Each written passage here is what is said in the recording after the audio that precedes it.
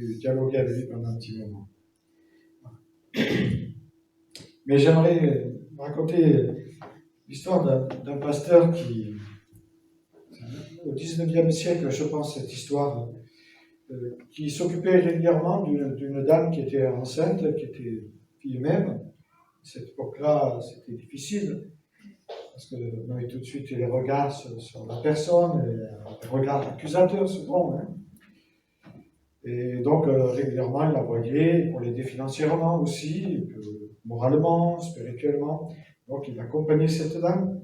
Et puis, un beau jour, en plein office, il y avait beaucoup de monde, alors qu'elle venait d'accoucher depuis quelques semaines. Elle fait éruption dans l'église et devant tout le monde, elle s'approche de la chair comme ça, elle met l'enfant dans les bras du pasteur. Elle lui dit: voici ton fils. Et elle s'en va. Et voilà, et les regards, bien sûr, se sont tournés vers le pasteur. Ah, qu'a-t-il fait? Parce que c'est vraiment son fils. Et puis, elle est disparue de la circulation. Et ce pasteur a décidé d'élever l'enfant, malgré tout. Et malgré le murmure, parce qu'on pense que les gens ont dû murmurer autour de lui, mais il n'a pas dit un mot, il a pris l'enfant, il l'a élevé pendant plusieurs années. Malgré certaines critiques qui couraient dans l'église. Ah, vous savez, le pasteur, il recevait cette femme et on ne sait pas ce qui s'est passé. Vous avez vu, en plus, elle a dit que c'était son enfant. Et en plus, il l'élève. Donc, s'il l'élève, c'est qu'il se sent coupable, et donc c'est son enfant. Bon, beaucoup de mots circulaient pendant des années. Il a persévéré, il a élevé ses enfants. Et au bout de 10 ans, en plein office encore, devant tout le monde, une femme fait éruption. Et cette fois, la femme avoua devant tout le monde que le pasteur n'était pas le père de cet enfant qu'il avait si bien élevé. Et donc là, il y a eu un grand silence dans l'auditoire, et peut-être des remords, je suppose, en tout cas j'espère, pour les uns et les autres qui avaient parlé un peu trop vite, ou qui s'étaient imaginé un peu trop vite. Elle a raconté que c'était dans un acte de désespoir qu'elle avait mis cet enfant dans les bras du pasteur et qu'elle était partie. Et on peut imaginer les années de commérage qu'a dû subir le pasteur. Les ragots qui ont dû aller bon train dans l'église. Mais malgré cela, il a persévéré, il a tenu ferme pour élever cet enfant. Et j'aimerais avec vous lire un passage de la lettre de Jacques qui nous rappelle à l'ordre sur justement les paroles que parfois nous avons du mal à retenir. Donc c'est le chapitre 3 du livre de Jacques, et nous lirons les 12 premiers versets. Un livre qui est très pratique, Jacques. Jacques qui nous parle beaucoup de la langue dans tous ces chapitres en fait. Mais là, il s'arrête spécialement sur la langue. Il dit: mes frères, ne soyez pas nombreux à enseigner. Vous le savez, nous qui enseignons, nous serons jugés plus sévèrement. Car chacun de nous commet des fautes de bien des manières. Celui qui ne commet jamais de faute dans ses paroles est un homme parvenu à l'état d'adulte, capable de maîtriser aussi son corps tout entier. Car nous mettons un mort dans la bouche des chevaux, pour qu'ils nous obéissent, nous dirigeons aussi tout leur corps. Pensez encore aux bateaux.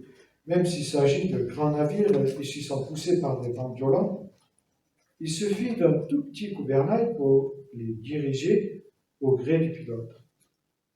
Il en va de même pour la langue. C'est un petit organe, mais elle se vante de grandes choses. Ne suffit-il pas d'un petit feu pour incendier une vaste forêt? La langue aussi est un feu, c'est tout un monde de mal. Elle est là parmi les autres organes de notre corps et contamine notre être entier. Allumée au feu de l'enfer, elle enflamme toute notre existence. L'homme est capable de dompter toutes sortes de bêtes sauvages, d'oiseaux, de reptiles, d'animaux marins. et affectivement domptée. Mais la langue, aucun homme ne peut la dompter. C'est un fléau impossible à maîtriser. Elle est pleine d'un venin mortel. Nous en servons pour louer le Seigneur notre Père. Et nous en servons aussi pour maudire les hommes, pourtant créés pour être ceux qui lui ressemblent. De la même bouche sortent bénédiction et malédiction. Mes frères, il ne faut pas qu'il en soit ainsi. Avez-vous déjà vu de l'eau douce et de l'eau salée jaillir d'une même source par la même ouverture? Un figuier, mes frères, peut-il porter des olives? Ou une vigne des figues? Une source salée ne peut pas non plus donner de l'eau douce. Donc voilà cette partie du chapitre 3 de la lettre de Jacques à cette église dans la diaspora, dans la dispersion des chrétiens qui se retrouvaient sous la persécution. Et Jacques n'y va pas par deux mots, il parle de la langue, c'est un petit organe, nous le savons, petit mais costaud, on pourrait dire. La langue est en principe un organe qui mesure 9 cm, hein.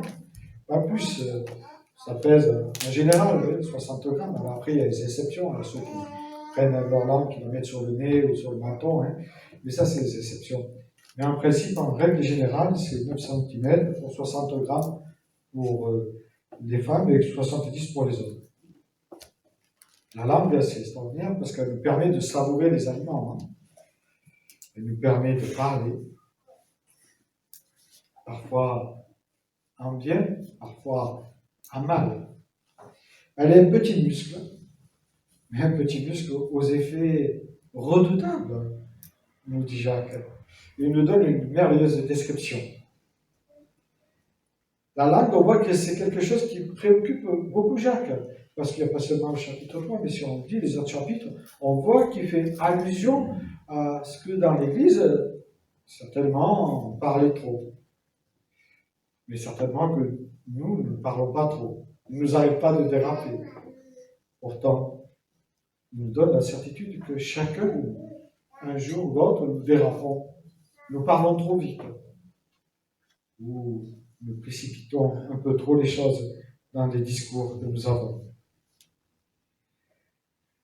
La langue, Jacques en parle beaucoup. Et particulièrement ici, là, il s'arrête sur ce chapitre, où il donne de sérieux avertissements à chacun et chacune. En premier, il donne des sérieux avertissements, on le voit au verset 1, à ceux qui dirigent, aux dirigeants de l'Église. Et bien sûr, Paul, pour prendre l'exemple à Timothée, il lui dira que ceux qui dirigent parlent en annonçant vraiment la parole de Dieu, ce qui est écrit dans la parole de Dieu et rien d'autre. Mais ce passage s'adresse aussi à nous. Ce serait pas trop facile de dire, ah ben c'est pour le responsable, c'est pour le pasteur, même si c'est pour moi, hein. Mais c'est pour vous aussi, mes amis. On est tous unis. On a tous le même Dieu, le même Seigneur, hein. Nous l'aimons. Et c'est pour cela que le Seigneur nous dit qu'il aime bien ceux qui châtient. Il est bien châtié. La langue traduit en fait l'état réel de notre cœur. Elle révèle où nous en sommes. Il y a un proverbe qui dit la langue révèle l'homme, elle est comme les pensées de son âme. En fait, elle est comme les pensées de son âme. Vous savez, j'ai le souvenir de mon enfance où le docteur venait, et quand il venait, il était assez brutal. Parce que souvent, j'étais le malade imaginaire. Parce que chaque fois que j'étais malade, ma mère m'achetait une bande dessinée. Je pense que c'était pas une bonne pédagogue de ce côté-là, parce que j'étais souvent malade, et le docteur, qui était le docteur de famille, avait compris. Alors, chaque fois, il me faisait ouvrir la bouche, et j'avais peur, parce que j'étais petit, il était grand, en tout cas, il me paraissait grand. Et puis, il me faisait tirer la langue, hein. Il regardait comme ça, et au travers de ma langue, il semblait découvrir qui j'étais, quoi. Et ça faisait un peu peur. Ça me faisait un peu peur. Mais c'est vrai que, finalement, quand on regarde au travers de la langue, la couleur de la langue, elle donne beaucoup d'indications sur ma condition physique. Si, par exemple, notre langue est sèche, elle met en avant un trouble de la salivation. On nous dit qu'il faut beaucoup boire, justement, pour cela. Si elle est très rouge, cela peut être un symptôme de scarlatine. Si elle est noire, là c'est un peu plus dangereux, cela peut provenir d'une intoxication, d'une infection, etc. Donc les docteurs savent cela. Moi je ne comprenais pas pourquoi il me faisait ouvrir la bouche et je disais aïe aïe aïe, qu'est-ce qu'il va me faire? Mais je crois qu'il m'a examiné pour voir si j'étais vraiment malade. Et je crois qu'il n'a trouvé aucune scarlatine ni autre chose dans ma langue chaque fois qu'il venait, malheureusement. Voilà, la langue c'est extraordinaire, comme elle peut révéler beaucoup de choses. Il en est de même pour nous.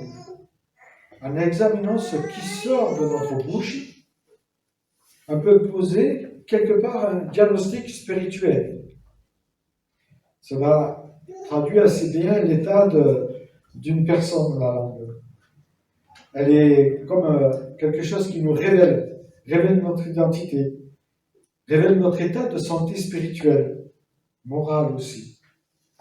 Puisqu'elle nous dit, l'Écriture, qu'elle dévoile le fond de notre cœur, la langue. Elle dévoile en fait la relation que nous avons avec le Seigneur et la relation que nous entretenons avec ceux et celles qui sont autour de nous.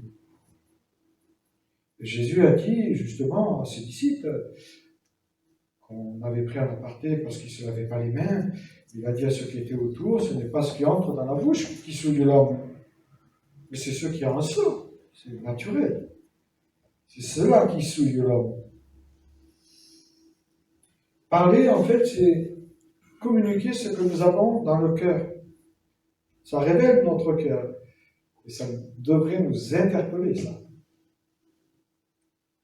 On peut se dire qu'il y a beaucoup de meurtriers en liberté. Sans armes à la main, certes, mais dont la langue porte le plus venimeux. Paul parlera de la langue en disant que parfois elle peut être la langue de vipère. Vous voyez, c'est tiré de la Bible, la langue de vipère. Jacques démontre la capacité de la langue, en premier dans un bon sens, dans les aspects positifs, en prenant l'exemple d'un cheval. Un cheval, c'est costaud, c'est 500 kilos, 1000 kilos, parfois 1200. Hein. Il dit qu'on peut dompter le cheval par le mort dans sa bouche, qui lui pèse que quelques grammes, le mort. Et puis il enchaîne sur le bateau, sur les navires. Il dit, nous savons qu'un des plus gros bateaux sur le marché pèse 77 550 tonnes, et il a un gouvernail de seulement 140 tonnes. Un petit gouvernail qui permet à ce bateau de naviguer. Le proverbe 21-23 nous dit « Celui qui veille sur sa bouche et sur sa langue préserve son âme des angoisses. » Et oui, quand on parle trop, on fait du mal aux autres, mais on se fait du mal à soi-même. Et on fait du mal dans notre relation que nous pouvons avoir avec le Seigneur. Ensuite, il démontre la capacité de la langue dans le mauvais sens. Elle peut être un feu dévastateur. Et si vous avez regardé les actualités, il y avait un feu à Générac. Générac, c'était à côté, là où on était en poste, dans le Gard. 600 hectares brûlés en une journée. Un petit feu comme ça. Et tout part en fumée. La langue, elle est un feu destructif. On se rappelle, que ce soit au Portugal ou en Sibérie en ce moment, ou en Grèce. Insignifiant en apparence la langue. Puis une étincelle comme ça, une parole, paf, et tout s'allume. On peut imaginer ce pasteur, hein, vous savez, moi c'est bizarre. Si l'enfant lui a été remis, c'est qu'il lui appartient. Et puis là, ça part dans l'auditoire, et l'auditoire commence à discuter les uns avec les autres. La langue est un petit membre qui peut incendier toute une église, toute une famille. Oui, des amis aussi. La langue peut amener à des guerres. Vous savez, un dirigeant qui parle un peu trop, ça peut amener des tensions et les tensions peuvent aller jusqu'à amener une guerre. La langue, quand elle est dans un mode de destruction massive, rien ne l'arrête. C'est pour cela que le Proverbe 18, verset 20 nous dit « La mort et la vie sont au pouvoir de la langue. » La mort ou la vie sont au pouvoir de la langue. Rien ne l'arrête, le feu. Même quand on éteint le feu, il y a son odeur, hein, comme l'odeur du péché qui se promène. C'est ce que la langue continue de propager, qui contamine tout le corps jusqu'à le faire mourir. Combien de fois la langue a détruit des relations dans les familles? Parce que un a trop parlé ou j'ai trop parlé. Combien de fois la langue a détruit des relations dans les églises? Combien de fois la langue a détruit des relations entre des amis de longue date? Une seule parole a brisé une amitié de tant d'années. Ça arrive, ça. Peut-être que ça ne vous arrive pas à vous, mais en tout cas, c'est ce que nous dit Jacques. La langue, il nous dit, elle appartient au monde du mal, car elle a la possibilité de tout contaminer. Par exemple, on peut penser au faux témoignage qui peut détruire la vie d'une personne. Vous savez, dans cette histoire, l'affaire du trou. Certaines personnes ont été accusées à tort. Exode, chapitre 23, verset 1, nous dit « Tu ne répandras point de faux bruit. Tu ne te joindras point aux méchants pour faire un faux témoignage. » La langue, en fait, elle nous dévoile vraiment qui nous sommes. Je l'ai dit, elle divulgue, en fait, notre identité, notre personnalité. Et malheureusement, elle démontre à qui nous appartenons. Sa source amère vient du feu de l'enfer, de l'adversaire. Nos paroles peuvent répandre du poison. Ce poison ne vient pas de Dieu. C'est ce que Jacques essaye d'expliquer à cette église-là. Ce n'est pas une pointe de sel, mais bien une pointe de poison que nous laissons parfois sortir de notre bouche. Des critiques qui n'ont pas lieu d'être, des commérages, parce qu'on aime bien parler. Vous savez, quand on s'amuse, on parle. C'est comme ça. Hein. C'est le propre de l'homme et de la femme, bien sûr. C'est pour cela que Jacques, il dit, en fait, plutôt Paul, il dit que quand vous vous retrouvez, chantez, louez, priez, parlez du Seigneur. Ça vous évitera de tomber dans des discussions vaines ou qui peuvent amener des commérages. Par exemple, une insulte ou une moquerie qui ridiculise peut blesser profondément. Peut marquer même une personne ou un enfant. Vous savez, c'est sur surnoms qui paraissent rigolos, mais qui ne sont pas rigolos. Parce que parfois, on donne des surnoms, Calimère ou autre chose, à des enfants. Malheureusement, ça marque. Une parole humiliante peut laisser des traces toute une vie. Tu n'arriveras jamais à rien. Combien de gens ont cru qu'ils n'arriveraient jamais à rien parce qu'on leur a dit qu'ils arrivaient à rien? Oui. Une rumeur qu'on propage peut salir une réputation pour longtemps. Voilà autant de petites flammes qui peuvent embraser toute la forêt, toutes les forêts de nos vies. Aimer davantage le commérage que la justice, je dirais que c'est très grave. Le roi David lui-même reconnaît le pouvoir de la langue. Dans son psaume, un de ses psaumes, le 141, il dit « Éternel, mets une garde à ma bouche. Mets une garde à ma bouche. Veille sur la porte de mes lèvres. N'entraîne pas mon cœur à des choses mauvaises, à des actions coupables avec des hommes qui font du mal, avec des hommes qui parlent trop, en fait. »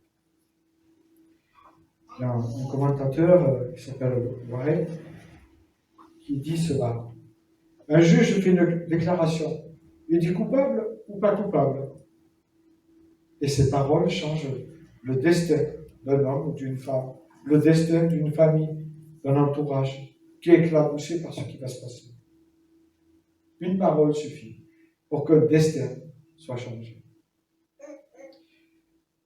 Une parole peut engendrer une bagarre. En 1945, on pouvait lire sur des affiches un mot de trop, un vaisseau de moins. J'avais fait des affiches parce qu'ils savaient que quand on parlait trop, ça pouvait divulguer où étaient les hommes qui se cachaient pour la guerre. À vue humaine, Jacques nous dit que la langue, elle est indomptable. Puisqu'il nous dit, nous bronchons tous, verset 8. Alors que celui qui n'a jamais bronché, ou celle qui n'a jamais bronché, lève la main. Comme ça, on pourra voir un menteur ou une menteuse dans l'église. Et oui, puisque l'Écriture nous dit que nous bronchons tous, c'est que nous bronchons tous. C'est simple. Hein. En fait, c'est un danger qui nous guette tous perpétuellement. Avec, nous n'y pensons pas, mais avec des conséquences parfois bien malheureuses. Combien de fois vous rabaissez ou critiquez un frère ou une sœur, peut-être qui chante faux, qui ne s'exprime pas bien, qu'on ne comprend pas bien. Moi, j'ai envoyé dans certaines grandes églises, ça envoie des SMS. Juste après le culte, pas pour dire que c'était édifiant, mais pour dire, ah, t'as vu celle-là ou celui-là, comme il a chanté. Combien de fois ma langue a pu mettre en danger l'Église? On peut se poser la question. Combien de fois ma langue a pu mettre en danger mes relations avec mes proches? C'est une arme redoutable qui peut être utilisée par le diable. Et nous devons faire attention à cela. Parce qu'il sait exploiter nos propres faiblesses pour mieux diviser. Le diable, son rôle, c'est de diviser. Hein? Diviser pour régner, nous le savons. Paul dira à Timothée, en parlant de certaines personnes, il dira, la parole de ces gens est comme une gangrène qui finit par dévorer tout le corps. Et il citera ces personnes, de ce nombre sont Hyménée et Philette, dans 2 Timothée 2,17. Alors nous branchons tous, ça paraît sans issue. Là, on est abattus, voilà. Mais Jacques passe du constat à l'exhortation. En fait, il nous dit qu'il faut que ça change, parce que ça peut changer. La métaphore de la source pointe vers l'intériorité, vers le cœur. La langue ne peut pas être domptée, mais la source peut être purifiée. Et oui. Et on peut penser ici à l'enseignement de Jésus sur ceux qui souillent l'être humain. Il dit, ne comprenez-vous pas, c'est pas ce qui entre, etc. Mais il dira, la source, c'est bien notre cœur. Ce qu'il faut travailler, c'est pas la langue, c'est indomptable la langue. Mais il faut purifier notre cœur, plutôt que brider la langue. Et si on purifie notre cœur, automatiquement, la langue va être bridée. Ou plutôt laisser le Saint-Esprit purifier notre cœur.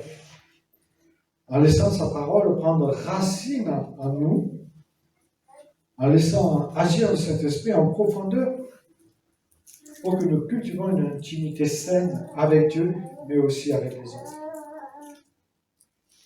Et c'est Jésus qui le dit lui-même dans Jean 7, verset 37. Si quelqu'un a soif, qu'il vienne à moi, qu'il boive. Celui qui met sa foi en moi, comme dit l'Écriture, des fleuves d'eau vive couleront de son sein.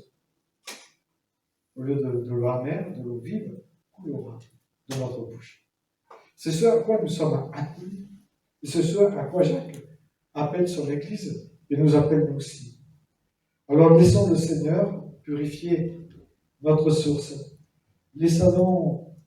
Laissons-le y faire jaillir des fleuves d'eau vive. Et ce matin, prenons ensemble la résolution de mettre en garde, une garde sur notre bouche. Comme le dit le Proverbe 12, verset 18, tel qui parle légèrement, blesse comme un glaive. Mais la langue des sages apporte la guérison.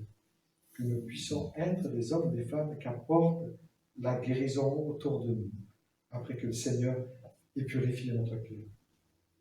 Je vous invite à un temps de réflexion, un temps de prière, voilà, pour que nous laissions le Saint-Esprit nous visiter ce matin, pour que nous repensions à ce que dit Jacques, et que peut-être intérieurement nous confessons tout ce qui nous pèse, toutes ces paroles que nous avons dites un peu trop vite parfois. Pendant ce temps, Isaïe, je vois un morceau. Merci.